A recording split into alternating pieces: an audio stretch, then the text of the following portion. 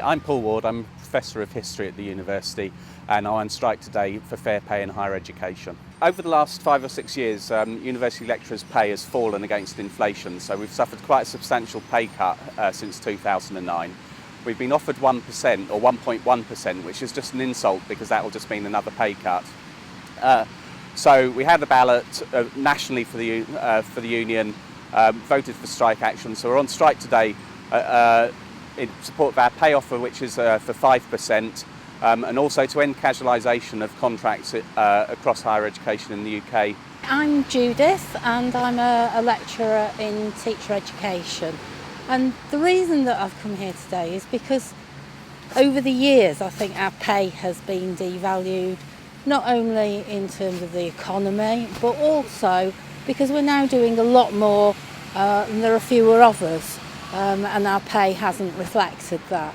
But I think the thing that really did upset me was finding that whilst we're being offered 1% or 1.1% or whatever it is, vice chancellors and principals or chief executives, some of them are getting huge amounts, but certainly more than 1%.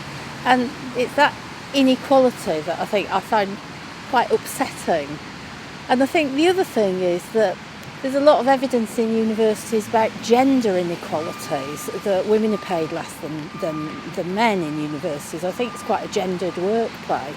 So locally we've got a particular angle on the strike.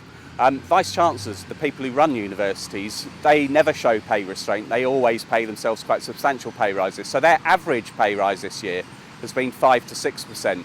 But at our university, our Vice Chancellor's pay rise this year, decided by a very small committee of 2 or 3 people, decided that he should have a 20% pay rise. Now that takes his pay up to over £300,000, and you can understand how that makes strikers angry, particularly when a junior lecturer can be earning around £30,000 on a short-term contract, sometimes on a fractional contract. So they're in a very precarious situation, so that builds up the anger. I think teaching's a very important job, and it isn't something that just anybody can do. And good teachers not only have a high level of subject knowledge and qualification, but they also have a commitment to their students. So in a way it's very demanding. It's very demanding keeping up to date, it's very demanding working with people, it's very demanding developing people.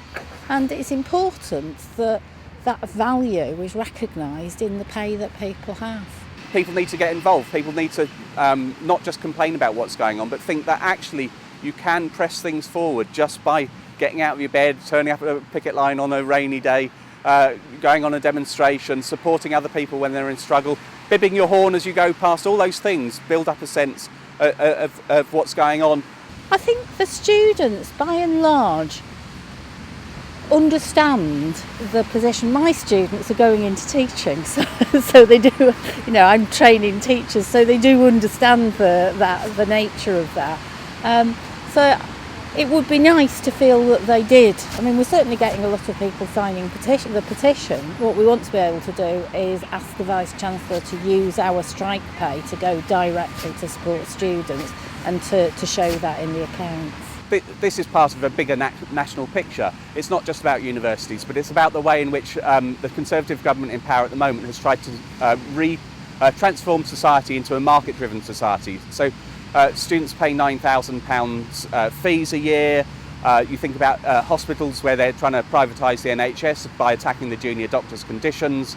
You think about all those sorts of disputes going on. They're part of the same thing. They're about allowing the market to run free in order for profit to be drawn out of what should be absolutely public sector services. Education and health are things that people absolutely rely on. We don't want people making profits out of those. We don't want the university to be run as a business. What we want it to be is a place of education that transforms people's lives at the root cause, that gives them ways of aspiring to do whatever they want to do. We don't think you should make a profit out of that sort of thing.